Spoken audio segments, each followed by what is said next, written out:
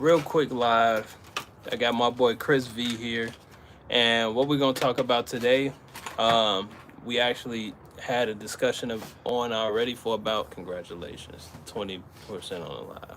All right. We already had a discussion about right, and during the film and the camera cut off and things like that. So we're just gonna present a quick discussion topic to you guys. Mm-hmm. I know it's kind of late, so for those of you that do come in, I appreciate it. Feel free to drop a like, but for those of you that can't make it, I also understand. So essentially, what we're talking about right now is semen retention. And the discussion is going to be from between a guy who does practice semen retention, which is me, and a guy who doesn't practice semen retention, which is him.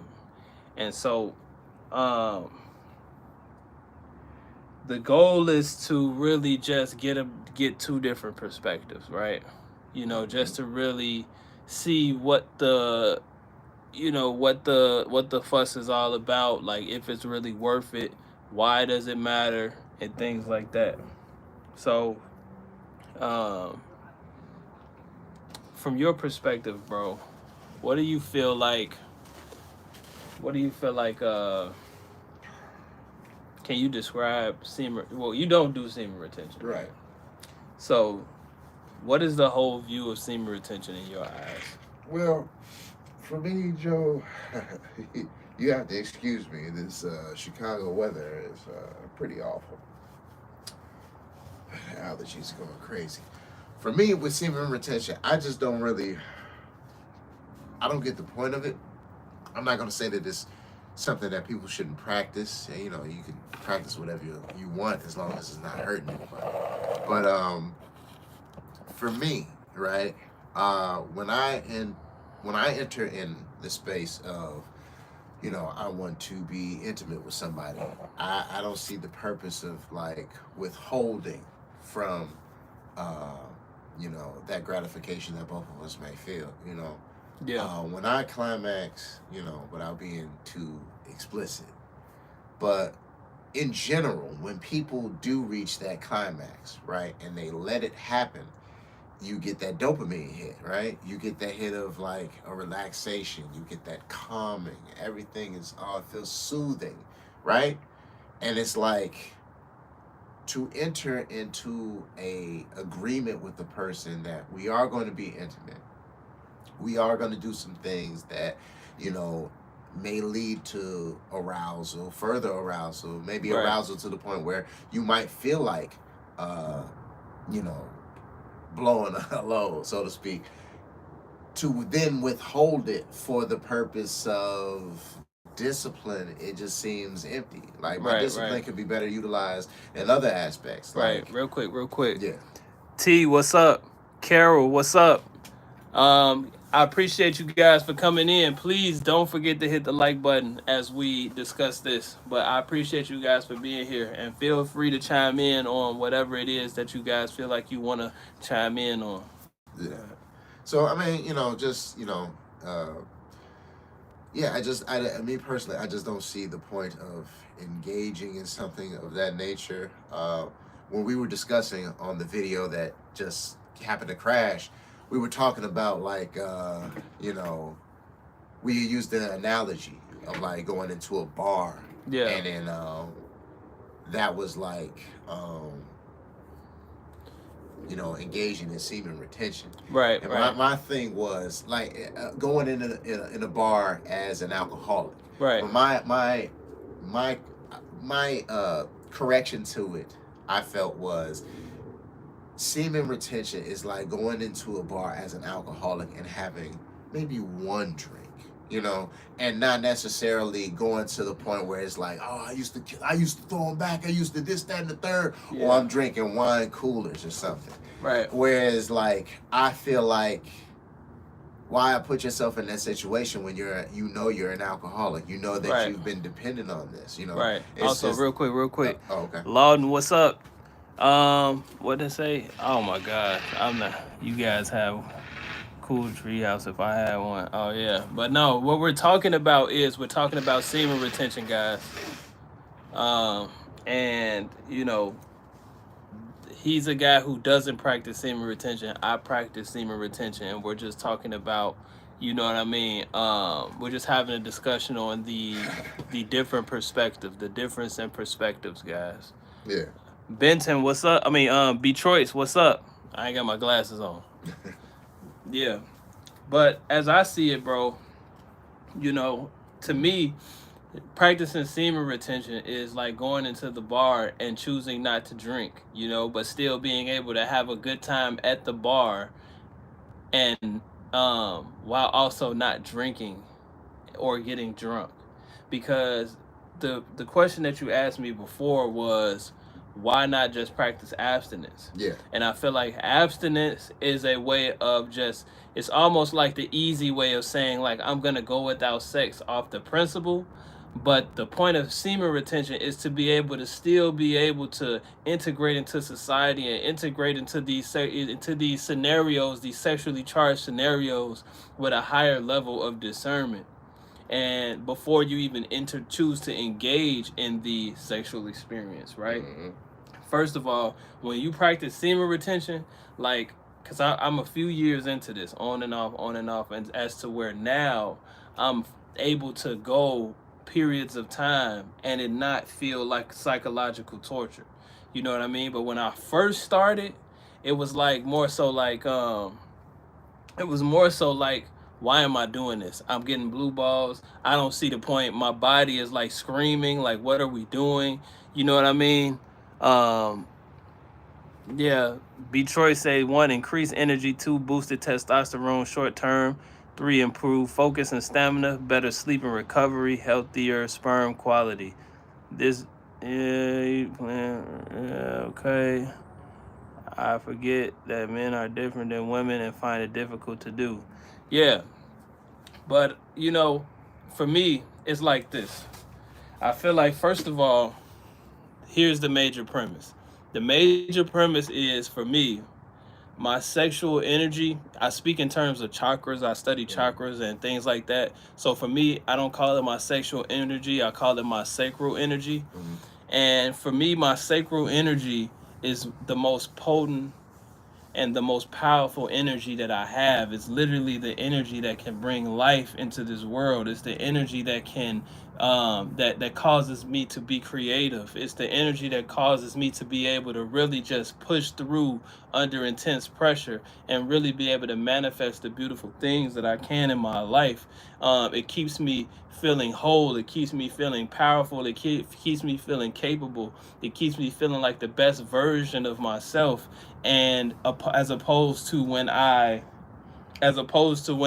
don't, I mean, or when I choose to, like, let's say on the opposite end, over ejaculate, over masturbate, overdo these things. Even if you have a woman and you're having sex with that woman, you're overdoing, and you're doing it constantly. Mm-hmm. There's a reason why you feel lazy or sleepy or tired afterward, because your literal life force has left your body. That is literal energy that you're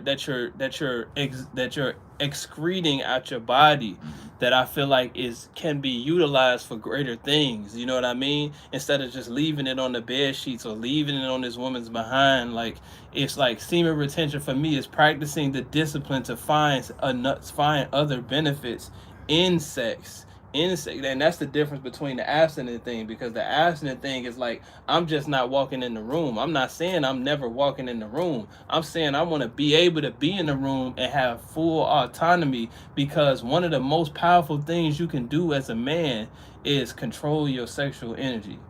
Is control your sexual discipline. To the degree that a woman cannot control you and seduce you sexually, is to the degree that you really become untouchable as a man, because you can have all the money in the world, all the status in the world, and still be taken out by, a 22-year-old girl in her prime just because she has all the physical attributes that she has, but you have not screened her for any energy qualifications or any mental or emotional stability qualifications or whatever the case may be. Right. You know what I mean? Because the first thing that semen retention does is it puts you in front of yourself, because you still have this energy. You still have this. Oh, real quick, I gotta read the comments and stuff, because I gotta, my community. We a community. I can't act like the community. I don't want to think I'm getting brand new. This is my tribe right here. Don't want to ignore nobody. Yeah, Detroit says it literally makes you more attractive to women. We can sense when you're just walking up to us for poontang. Different religions support this for different reasons, but my religion advocates that it's an act of kindness to your wife. Yep, you need to. Lawton says, yeah, you need to grow spiritually by disciplining yourself, aka monk mode. Jatuan says that's all mental. You still stand on business with or without retention. Correct. And so this is what I'm saying, right? Like, this is essentially the conversation that we're having, right, between a guy who does practice it and a guy who doesn't practice it, because there's more than one way to skin a cat, right? But semen retention for me allows me the real, like, puts life, like, because mind you, guys, I'm already, me personally, everybody doesn't have my situation, but I'm already $25,000 in debt. I'm already starting my life over from scratch with a minimum wage job. I already have life on hard mode where I got to climb out of this stuff anyway. Why not just put the whole life on hard mode and just really just throw the semen retention in there too, and really discipline myself mentally? Because what happens is it's just really a form of fasting. And the benefits for those of you who do fast in different ways, the main benefit of fasting is to really starve your flesh.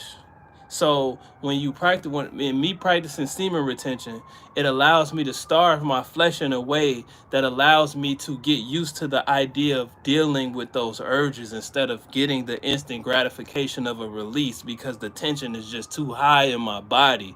You know what I mean? It's like when that tension gets too high, I have to now figure out an alternative way to release that energy, by way of, like, say, let's say, even in a sexual experience, you know, since I'm not goal oriented to release through my pelvic region, and the energy is just all built up in my pelvic region, it allows me the challenge of now circulating that energy throughout my whole body to be able to really have a very present experience and really get outside of myself and really even ask myself, am I,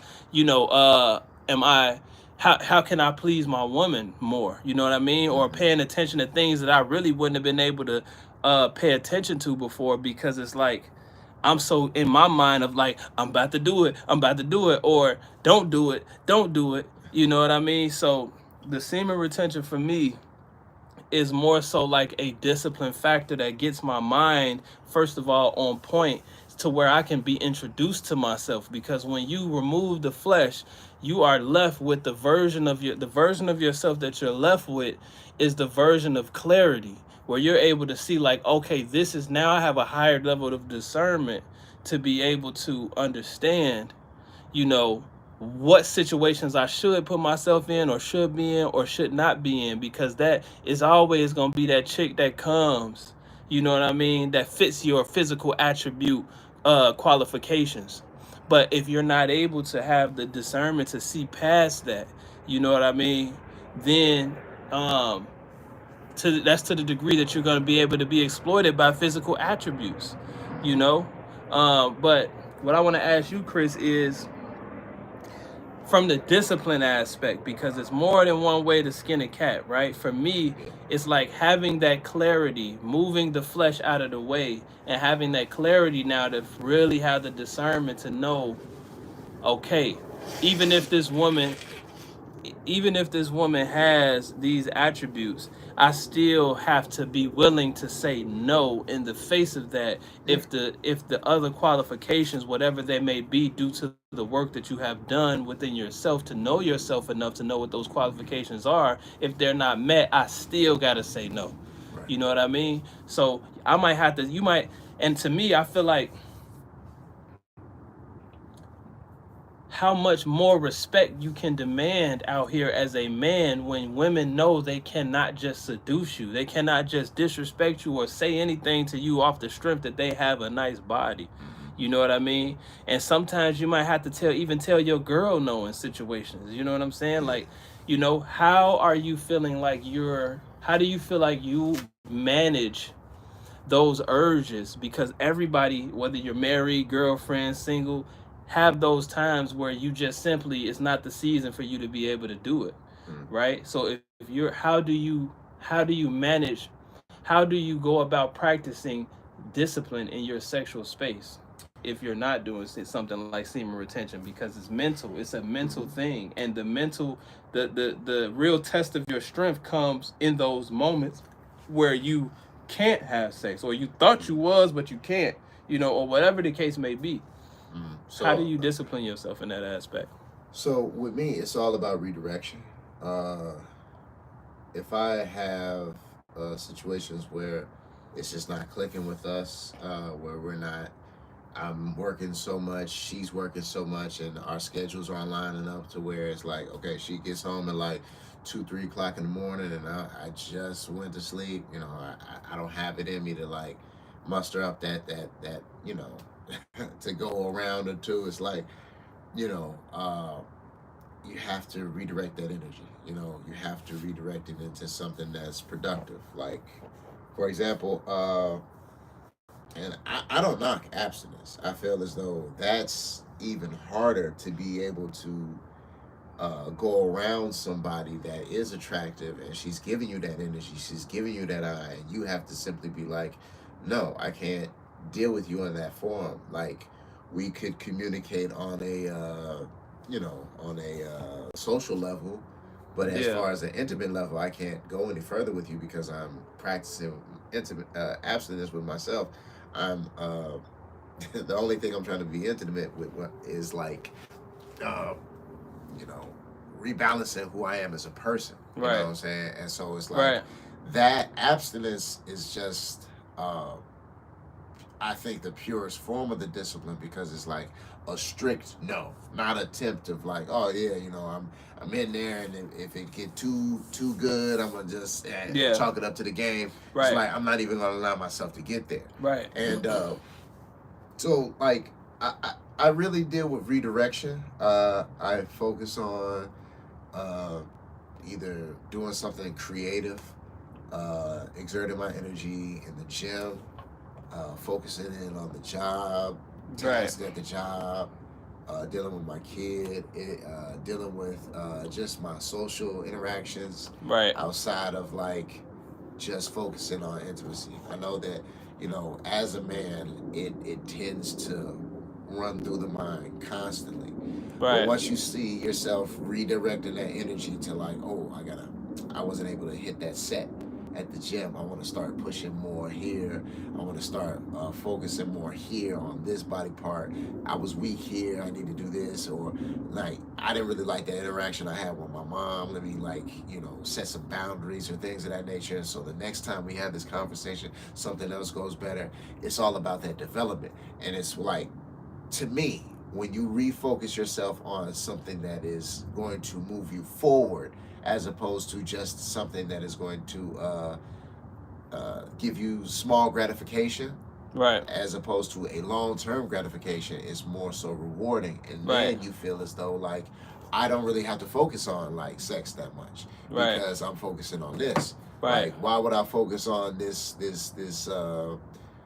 ejaculation that's gonna, you know, come and go like in a matter of a few minutes, when I can focus on getting the next $100 to $2,000, you know, Right. $200,000, you Let know. me read some of these comments real Go ahead. quick. So, Detroit says, if you think this will build discipline, go for it. But this will make no difference to someone who doesn't make it a problem. Uh, Sorry about that. Lawton says, my maternal Native American great grandfather got taken out by his side piece, so I can't blame you on being disciplined on women to make sure. So it Man, sounds like that's he's, tough. and Jatwan says, so it sounds like you're just trying to resist a baddie. And Marcus B says, in my opinion, if your money not right, no need to even think about dealing with females. So That's valid. what, yeah, one, I will say Marcus is definitely valid with that. And I'll get to that in a second. Um, you know, I feel like when it comes to Jatuan, he says, so it just sounds like you're trying to resist a baddie. Um, no, nah, it's not. I feel like the most shallow piece of this is trying to resist a baddie, because what are you resisting a baddie for? You know what I mean? If you see a woman and you like her, what is the determining factor of you choosing or not choosing to do that or to engage in that way with that woman? So I feel like the most shallow portion of that is really trying to resist a baddie, and more so just really putting the mirror in front of yourself. That's why I agree with Marcus, right? So like, let's say me, right? Like, I'm $25,000 in debt. I'm trying to rebuild my life from scratch. I work a minimum wage job. I'm trying to use these as stepping stones to really, you know, start life over and build correctly. But that doesn't stop the opportunity, like, me being in the gym or whatever, my personality, whatever it is that women find that they like about me, that doesn't stop women from putting me in a position where they're opening the door to that for me. You know what I mean? Where I'm still able to, have these experiences if I wanted to or whatever, but then being able to have to say no in the face of that, because why? My priorities is, I'm not supposed to be focused on that right now. I'm supposed to be focused on getting my money right, getting the foundation right. And when you get the foundation right, that's when you're going to be tested the most. And being able to see that as a test of restraint and not a portal of indulgence, and being able to have the discernment to know what's what. And the only way you can do that is to really spend that time alone with yourself, to really know yourself for real. And so for me, with all the restraints that I have forced upon me, which is financial restraint, you know what I mean, and all these other things, how I feel is, if I gotta already do eight out of 10 of these things, you know what I mean? Why not just go ahead and throw the other two in? Why just not put life on full hard mode and really and really stop being a stranger to myself and really get to know myself for real. You know what I mean? To be able to have the discernment, because that's what the semen retention does for me. My ability to really take these urges that I have, this energy that I have, and really transmute these things into YouTube videos, into work, into reaching my goals, into getting more money, into whatever the case, right? Mm-hmm. And if I do have a sexual experience, right? Like, if I am involved in a sexual experience, it then becomes, and this is why it's not just resisting a baddie, it's about resisting the temptation to release the energy, because you can still engage with a baddie. You can still, and I'm only saying this, I don't even use the term baddie, but I'm just saying it because that's what Jatuan, that's the term he used. But you can still engage with that. Like, how many people have the experience of even trying to engage with a woman in a sexual way, and you guys are coming together in that way, but you know you just don't ejaculate. You find another way to have a good time with sex. You know what I mean? You take the time, at least for me, it allows me to be able to focus on, like I said, more about the woman. Um and really just focusing on more of the woman, and just really being more present with that. Um yeah. So when it comes to like going without, like, when it not going without sex, but when it comes to just the idea of what semen retention brings to me, which is that restraint, that mental restraint, that really test of that psychological discipline, that sheer ability to just really go without Yeah. For real. How do you practice that? So I mean, like, I'll just give an example. Uh, my girlfriend, she had just gave birth to our daughter, and after that, you give birth. The doctor says that the vagina has to take time to heal. So, no intercourse. We can be intimate, we can kiss, do all this type of things, but we can't get intimate. I couldn't get that gratification, so I was just like, okay, I will just wait. I'm only gonna, be intimate with her anyway, so I don't need to, hurt for it. It was just in my mind. It was already made up. I'm gonna just wait till she heals, and then once she's better, we slowly engage in things, and I'll take my time, and it won't be such a difficult thing. It didn't go like that, but that wasn't by my design. Like, I wasn't asking her, like, could you just, give me an old fashioned, or could you just do this type Michael of, says, "Speak up." huh? Michael says, "Speak up." So I don't know what you didn't hear, but what I was saying was my girlfriend had just had our baby, excuse me. You know what I'm saying? And the doctor said that her vagina needed time to heal. So I just took it upon myself to be like, I'll just wait. She's the only person I'm having sex with, so it's not a big thing for me. It's not important to me. I'll wait. I'd rather nurse her through this, walk with her through this. You know what I'm saying? She has to heal. She has to relearn her body now. She's just had a baby, so it's like her body has changed. And I'm not gonna push her for like, hey, could you do this? Could you do that? That wasn't on my mind. I will wait happily so that she can like feel like we're growing closer together, because that was the most important thing on my mind. She gave me the greatest gift of all, so the least I can do is understand her in her new journey now. It didn't end up happening that way because that was her doing. She offered, of course I accepted, but my whole original thought process was, they said 2-3 months of healing. I'll wait it, because I want to, you know, make sure that you're ready. I want it to be consensual. I don't want to hurt you. I want you to be at 100%, so to speak. And it was like, it wasn't hard for me.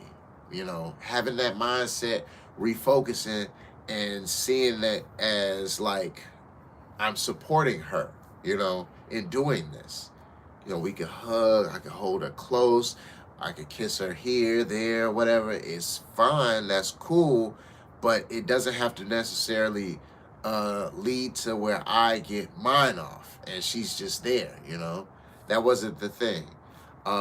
In times before my girlfriend, it was like, we talk about the forced abstinence. It was just like, oh, well, I got, class in the morning. I can't really do this now. I have things to do. I have to go to the gym. I got to go to, this, that, and the third, handle this type of business. It was just other things took my attention away from it. So as far as semen retention, though, as a form of discipline, it just seems like, and this is what I wanted to say to you before the camera died on the last video we were doing. It just seems like an unnecessary like barrier to like put into your life. Like, I understand people say like, okay, you want to have control of your urges. You want to be in control of like, can't nobody manipulate me because I don't necessarily need it. I'm not gonna end up like Zion Williamson, where it's like, oh, I slept with this woman, I slept with that woman, I slept with that woman, I got a kid here, a kid there, a kid there, and it's like, no, we don't want that situation. But it's like, if I abstain from that, then I'm already out the loop with that, because I've already like conditioned myself to be in the mindset of like, no, I'm not gonna do it at all. As opposed to, I have a hard day at the job, then I come home And, my girlfriend or wife or whoever is like, let's be intimate. And then at the end of, like, during the session, I have to tell myself, now I gotta, withhold my climax because I don't want that to be, I don't want my streak ruined or whatever. So I don't know. It just seems like a unnecessary extra step. So Michael says, I can't lie. I've been celibate for a while now.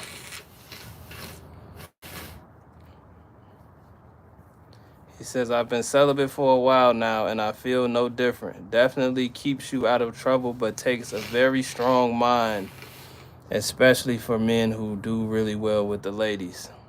Facts. Cleveland, appreciate that, man. Definitely double tap and subscribe. You know what I mean? And he said, and I get angry, and I get angry. I'm assuming he says I get angry pretty fast. Phone died. We back. Oh, Detroit, we back. We back.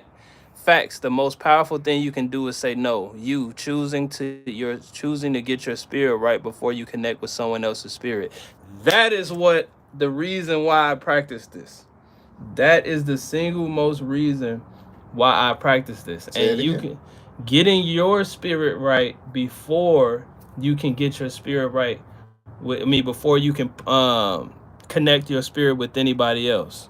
But you can do that through abstinence. You no. Honestly, you can do that through a lot of Yeah, different it's ways. celibacy and everything. You Yeah. can do that in a lot of different ways. Yeah. But what I'm saying is, from an energetic perspective, really disciplining your mind to really be able to go without. Yeah, no, Lawden definitely hit it on the head because my thing is this. Right? Lawden, what he said, getting your spirit right before you connect your spirit with somebody else, boom, that is the challenge right now. That is where I'm at right now, where it's like the mirror in my life circumstance is being put up to my face. Mm-hmm. But in order to do the work that's necessary for growth, that energy has to come from somewhere. You feel what I'm saying? That when you're not where you want to be, and the gap to get where you want to be is all the way up here, this space requires energy, right?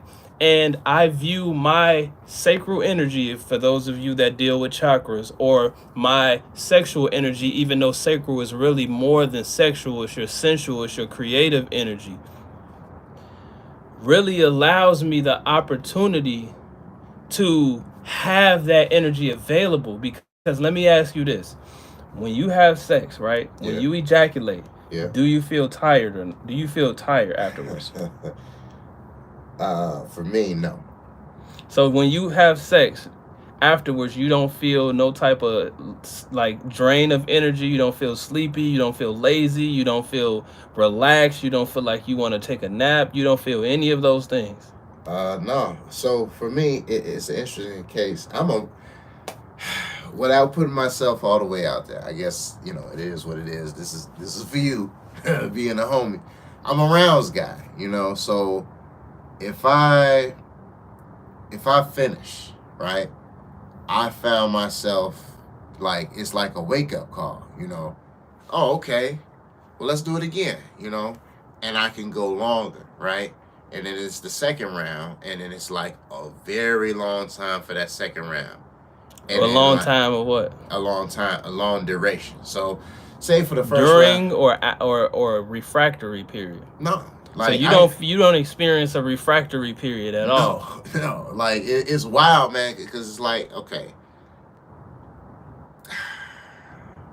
because I feel like I'm put a lot of people's business out there. Anyway, in a sense, when I have become intimate and you know, I finish the first time, that might be between something pedestrian, 10 minutes or something like that on a good day or something like that if I'm really trying to hold out for that first round. but then I could just change my condom or whatever, and then it's like I can go right back in, and it's like right back in, and it stays for a longer period of time. Now we've ballooned to like 20 to 30 minutes, and then it's like boom, I could do like other things that I normally wouldn't do with it, and it's like okay, that's cool, and I could go three. I could do a third round if need be. But see, at that point, it's like depending on the person you're with, like there might be friction from the this, that, and the third, or it's like it. Rather than get too explicit with it, I don't feel energy loss. The only thing I feel like is like, hey, I could really like eat a bag of chips or something. I could eat some junk food or something. What? Marcus say, man, stop capping. I'm trying to tell every you. woman doesn't give you the same feeling. Michael says every woman doesn't give you the same feeling. He also says not every time, because sex is more of a chemistry thing. Detroit says the virtue of chastity therefore involves the integrity of the person and the integrity of the gift. She also says chastity means the successful integration of sexuality within the person and thus inner unity of the man in his bodily and spiritual being. In the fucking live. I mean, in the live, bro. In the live. What? In the live. That's why that's what I'm talking about. What? That's why, see, I don't need 100 people in the live, man, because you got people like Detroit. You got people like Marcus. You got people like Michael. You got people like Lawton, man, that really understand what's needed. You know what I'm saying? First, however you get it, whether you get it through semen retention, whether you get it through selling lemonade on the corner, whether you get it through, you know what I'm saying, abstinence, going to church, whatever the case, you have to be one with yourself first. That's facts. And the process of becoming one with yourself, no matter how you slice it, requires you to stop, push away all the distractions, turn around, look in the mirror, and accept your flaws, the things you cannot change, the things you can change but have not changed yet. You have to be able to look in the mirror and really understand yourself and get unity within yourself as a man, and create standards and boundaries. This is the only way, not semen retention, but I'm talking about the journey of really turning around and looking at yourself in the mirror and taking